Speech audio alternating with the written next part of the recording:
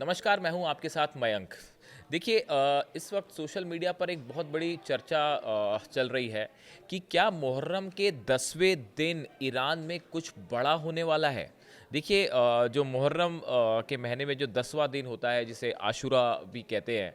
अब ये कहा जा रहा है, इस तरह की बातें हैं सोशल मीडिया में और कई एक्सपर्ट इस तरह की बातें कर रहे हैं कि मुहर्रम के जो 10वां दिन होगा उस दिन ईरान खुद को एक एटमी ताकत होने का ऐलान कर सकता है। यानी कि ईरान खुद को एक न्यूक्लियर केपेबल कंट्री, परमाणु शक्ति संपन्न देश घोषित कर सकता है। ये एक बहुत बड़ी चर्चा है, बहुत बड़ी खबर है जो पूरे सोशल मीडिया में छाई हुई है। अब देखिए इसकी बड़ी वजह, आखिर ये चर्चा क्यों हो रही है, क्यों माना जा रहा है कि मुहर्रम का 10वां दिन जो है वो ईरान के लिए एक बहुत बड़ा दिन ईरान के लिए साबित हो सकता है और कुछ बड़ा होने वाला है। इसकी ये चर्चा आखिर शुरू कैसे हुई। देखिए मुहर्रम की जो 7वीं रात होती है, इस दिन अली खामेनी साहब जो सुप्रीम लीडर हैं वो अक्सर शोक सभा में सामने आते रहे हैं।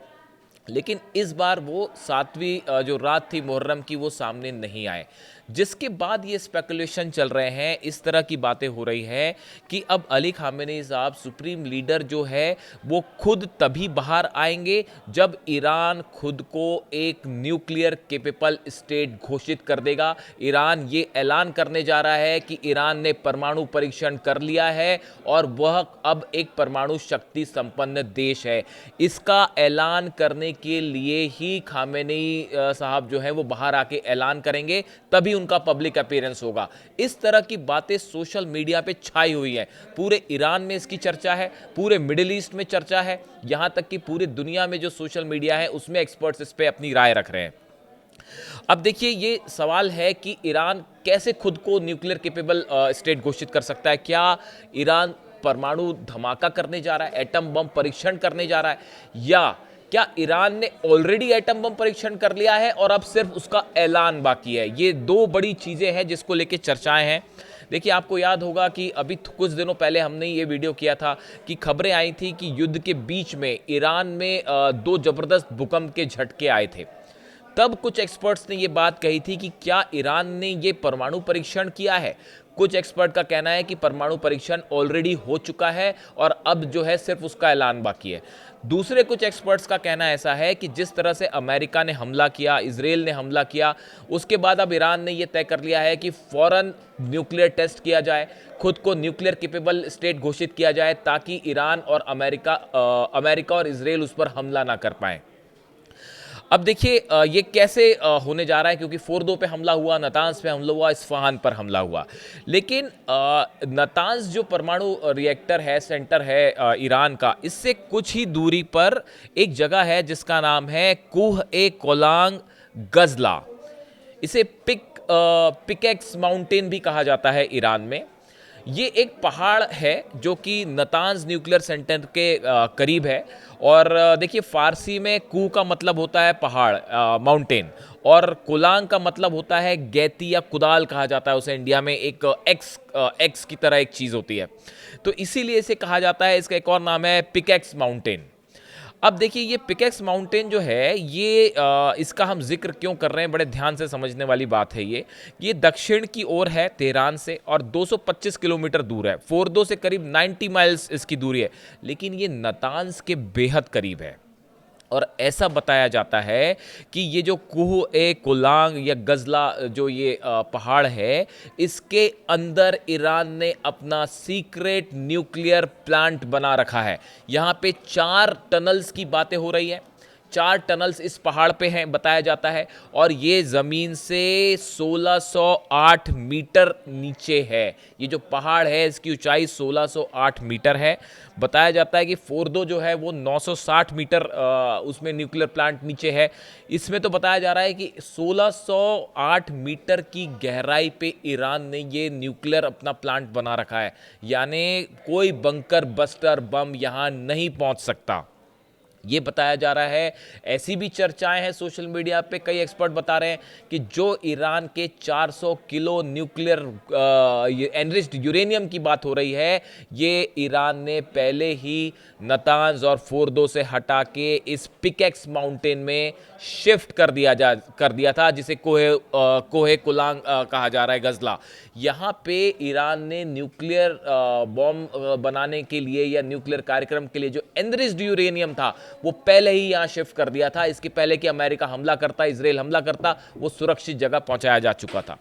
अब सवाल यह है कि क्या जो मुहर्रम का 10वां दिन होगा, जिसे आशूरा भी कहते हैं, क्या इस दिन अली खामेनी साहब कुछ बड़ा ऐलान करने वाले हैं? देखिए, बहुत सारे एक्सपर्ट्स का मानना है, IRGC के जो कमांडर हैं ईरान, उनका मानना है कि भाई अगर आप ये चाहते हैं कि इराक के जैसा आपका हाल ना हो, अफगानिस्तान जैसा हाल ना हो, तो इसके लिए बहुत ज़रूरी है कि आप न्यूक्लियर टेस्ट कर लें, जैसे कि नॉर्थ कोरिया ने किया, ताकि आप एक न्यूक्लियर केपेबल कंट्री हो जाते हैं, आपके पास एक डिटरेंट होता है, उसके बाद फिर इस तरह के हमले नहीं हो पाते, ऐसा कुछ एक्सपर्ट्स बताते हैं। ऐसे ईरान में बहुत सारे लोगों का मानना है, जिसके बाद ये माना जा रहा है कि ईरान अब बेहद किसी भी समय जो है, देखिए बातें आई दो तरह की कि क्या ईरान का न्यूक्लियर बॉम्ब रेडी है, या ये यूरेनियम की जो बात आई कि 60% एनरिच्ड है, उसको 90 तक पहुंचाने में ज़्यादा टाइम नहीं लगेगा। आप खुद सोचिए, अगर इतने बड़े पैमाने पर ईरान का एटम का कार्यक्रम, न्यूक्लियर कार्यक्रम चल रहा था, न्यूक्लियर प्रोग्राम चल रहा था,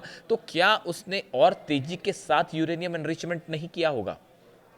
एक्सपर्ट से बात मान के चल रहे हैं कि ईरान के पास ऑलरेडी 90% तक प्यूरिफाइड एनरिच्ड यूरेनियम ऑलरेडी मौजूद है, और हो सकता है कि एटम बम का परीक्षण भी उसने कर लिया हो, सिर्फ ऐलान बाकी हो। और या ये भी हो सकता है कि आप देखें, जिसकी चर्चा हो रही है कि मुहर्रम का 10वें दिन से इसे जोड़ के देखा जा रहा है, क्योंकि अली खामेनी साहब अभी सामने नहीं आए हैं कुछ दिनों से, हो सकता है कि वो सामने आके खुद ही ऐलान कर दें कि भाई ईरान ने न्यूक्लियर धमाका कर दिया है।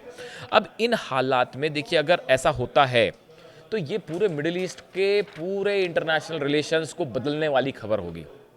इसके बीच में देखिए एक दो बड़ी खबरें और भी हैं कि ईरान जो है वो बहुत तेजी के साथ एक बड़ी जंग की तैयारी में जुड़ गया है, चाहे वो रडार लेने की बात हो, चाहे वो डिफेंस सिस्टम्स लेने की बात हो, चीन से फाइटर जेट्स लेने की बात हो, अपने मिसाइल कार्यक्रम को आगे बढ़ाने की बात हो।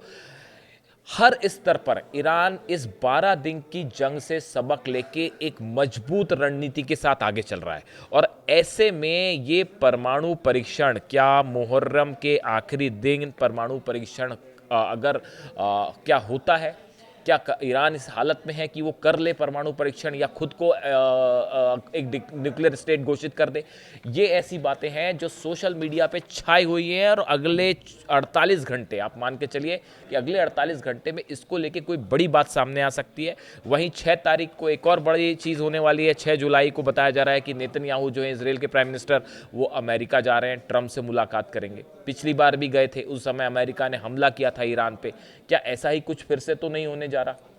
रूस की इजराइल से क्या बात हुई है, हम अलग से चर्चा करेंगे। ये एक बड़ा मुद्दा है कि रूस और इजराइल के बीच में क्या बात हुई है, और अमेरिका और रूस के बीच में, पुतिन और ट्रंप के बीच में ईरान को लेके क्या बात हुई है, इसकी हम चर्चा अगले वीडियो में करेंगे। लेकिन फिलहाल इस खबर तक इस वीडियो में हम रहते हैं। अब सबकी नज़रें, आप भी ध्यान रखिए, मुहर्रम के 10वें दिन क्या होता है। और पूरी दुनिया में इस वक्त ईरान के लिए जो है वो जहाँ जहाँ मुहर्रम पे शोक सभाएं हो रही हैं, वहाँ पे जो है हर जगह आप देखें ईरान के लिए जो है वो दुआएं हो रही हैं। ईरान की जो कमांडर शहादत हुई थी उनके लिए दुआएं हो रही हैं, और जो है ईरान के झंडे लहराए जा रहे हैं। इस तरह की तस्वीरें मिडिल ईस्ट से, कई जगह से, कई देशों से सामने आई हैं। इस पूरे खबर से संबंधित जो भी नई जानकारी होगी हम आप तक पहुँचाएंगे। Thank you.